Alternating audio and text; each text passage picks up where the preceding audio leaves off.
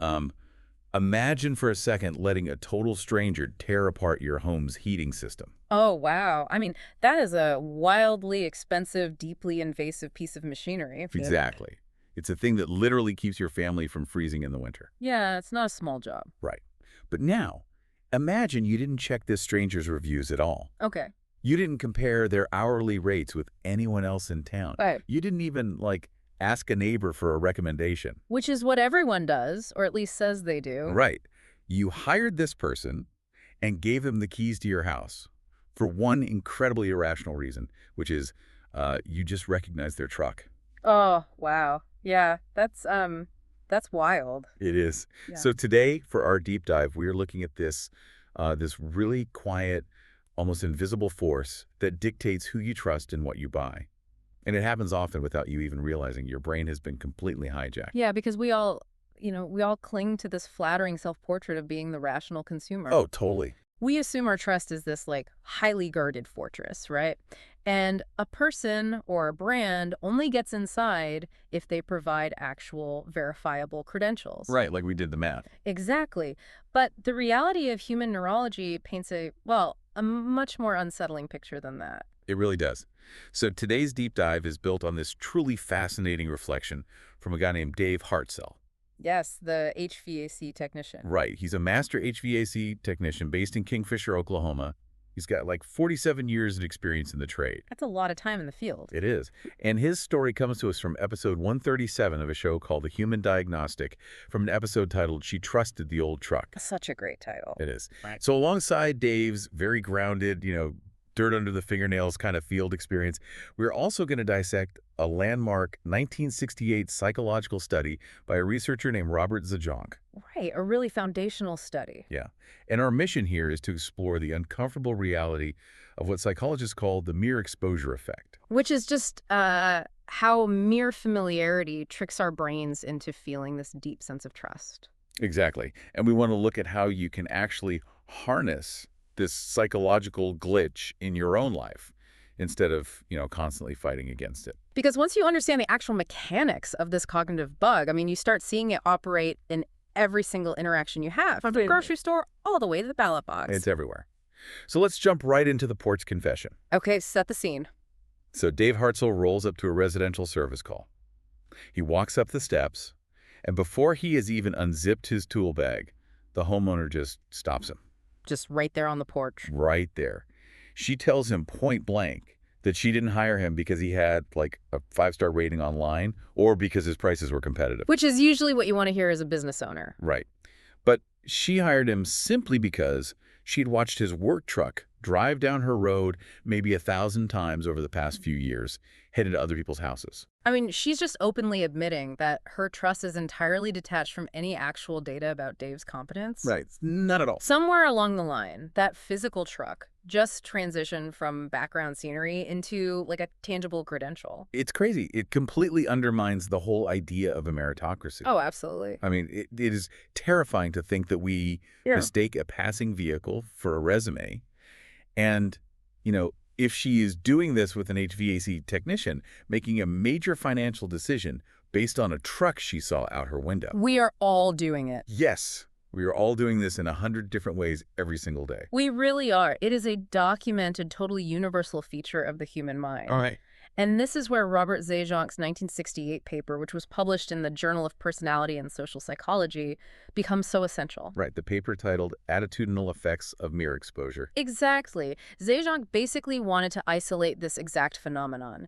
He needed to prove that we don't just like things because they're inherently useful or, beautiful. Yeah. He needed to prove we like things just because they are there. And he did that by stripping away all meaning, right? Yes. Like if you show someone a picture of a puppy 50 times, they like it, but they already like puppies. Exactly. The puppy is loaded with positive meaning already. So Zajonc used complete blank slates instead. Yeah, he got really creative with it. He showed participants made-up nonsense words, just fabricated gibberish. Right. And he used Chinese characters for participants who did not speak the language, so to them, they were just abstract configurations of ink. Just shapes on a page. Right. And he even used photographs of the faces of complete strangers. He basically removed any logical reason for the participants to form an attachment to these things. Right. And the only variable he manipulated in the entire experiment was just the frequency of exposure. He literally just tracked how many times a person saw a specific nonsense word or a specific character. And the results were ironclad. Totally. The more often a participant saw a visual stimulus, the more favorably they rated it. But they learned absolutely no facts about the nonsense words. None at all. The strangers in the photographs never did anything nice for them. No, they literally just saw them repeatedly. That visual repetition alone is what warmed the participants up to the object. It's exactly how we interact with a new song on the radio. Oh, that's a perfect analogy. Right. Like the very first time you hear a chaotic, complex new song, it might actually annoy you. Because it's a lot to process. Exactly. Yeah. You don't know the rhythm. You don't know where the chorus drops. It just sounds like noise. Yeah. But then you hear it playing quietly in the grocery store. You hear it at the gym. You hear it like bleeding out of someone's headphones on the subway. Yep. By the 10th time that exact same audio file plays, you are sitting at a red light tapping your foot to the beat. You're into it. Right. But the song did not get objectively better. The notes didn't change at all. No, your cognitive relationship to the stimulus changed. And this points directly to the actual biological mechanics of how our brains process information. It all comes down to something called cognitive fluency. Which is basically the brain's desire to conserve calories, right? Exactly that. I mean, the human brain is an incredibly metabolically expensive organ to run. It takes a lot of energy. So much energy. So it is constantly looking for ways to save energy. When you process a brand new novel piece of visual information, like a stranger's face or an unfamiliar company logo, your brain has to expend a lot of cognitive effort. To like analyze it and categorize it. Right, it has to figure out what it means. But the second time you see it, the neural pathway is a little bit warmer, I guess? Exactly, it takes slightly less effort. And by the 1,000th time that woman sees Dave's truck roll past her house, her brain processes that visual data instantly. With absolutely zero friction. Right, it is a highly fluent experience. And here is the profound evolutionary glitch in all of this. Okay. The brain chronically misinterprets that ease of processing as a positive emotion. Really? Yeah, because the image is easy to look at and easy to process, the brain just tells you, I like this. Wow. And we can trace that straight back to our hunter-gatherer hardware, can't we? Oh, 100%. Like, if you were walking through a forest thousands of years ago, novelty equals danger. Yes, the unknown is dangerous. The plant you have never seen before might be poisonous. An animal you don't recognize is a potential predator. Exactly. So your brain is wired to view the unfamiliar with this intense suspicion because your survival literally depends on it. But conversely, if you walk past a specific type of berry bush every single day for 3 weeks and you don't get sick and nothing jumps out of it and attacks you, Right. Your brain categorizes that bush as safe. The mere lack of negative consequences over repeated exposures actively builds this biological profile of safety. Okay, so Dave's truck is the berry bush. Yes, that's exactly it. It drives by. It doesn't crash into our mailbox. Yep. It just exists passively 1,000 times.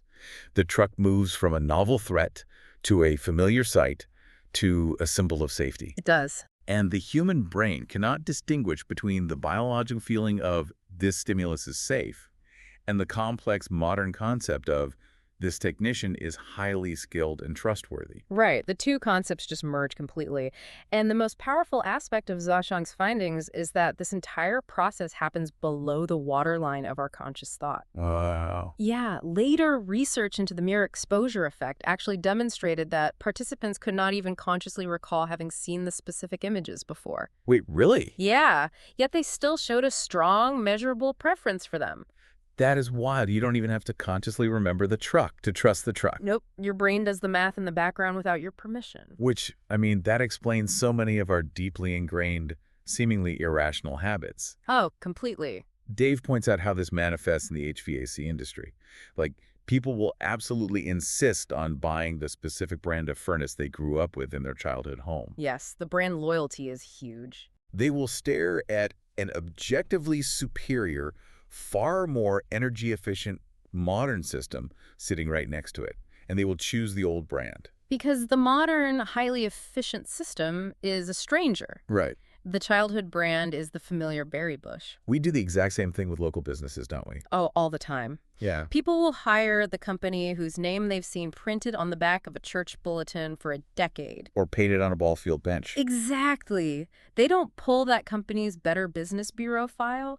They call, because that name has literally worn a groove into their neural pathways. Wow.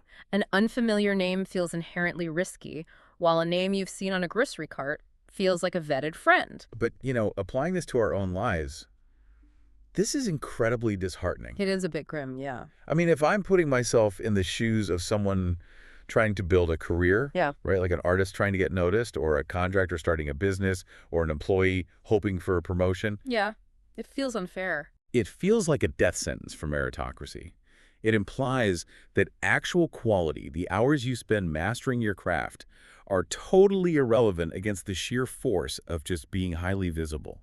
That tension is agonizing. And, Dave Hartzell's incredibly candid about wrestling with that early in his career. Yeah, he talks about the mindset of young Dave. Right, young Dave. He was pouring all his energy into being an exceptional technician. I mean, he knew the physics of refrigeration. He knew the electrical system. He was good at the actual job. Very good. But he would sit in his truck and watch established, highly visible companies, in-town companies he knew for a fact were cutting corners or doing sloppy work, getting all the phone calls. Man, that must have been so frustrating. Oh, young Dave was furious because he was operating under the assumption that the world is fair. Right. He believed the work should speak for itself. Exactly. We all want to believe that quality is loud. We want to believe that if you are simply good enough, the world will beat a path to your door. Yeah, but Dave realized that this mindset is just a trap. A huge trap. Quality is actually incredibly quiet. It is completely invisible from the street. It really is. It's sort of like writing a once-in-a-generation literary masterpiece, like a book that could change the world, right? Okay. But then you lock it inside a heavy steel safe and then get furious that nobody's reading it. Oh, that's a great way to put it. The brilliance of the words on the page has zero ability to pick the lock on the safe. The quality of the work only matters after the safe is open. And familiarity is the mechanism that opens the safe. Exact. Familiarity gets you inside the house so your quality can actually be demonstrated.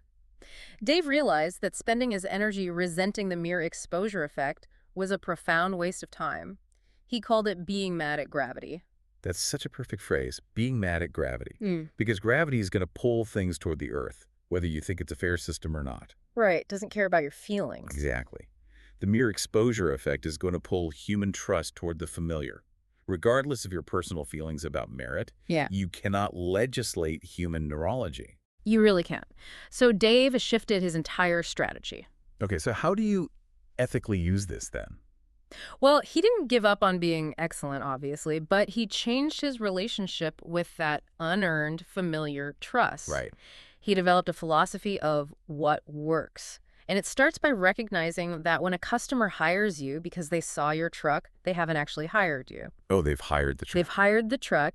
They have handed you a customer on credit. On credit. And credit, by definition, has to be paid back. You don't look down on the customer for being influenced by a cognitive bias, but you absolutely do not coast on it either. Right. You treat that unearned trust as a massive loan. Yes. You have to respect the gap between the illusion of competence created by the mere exposure effect and your actual proven competence in the room.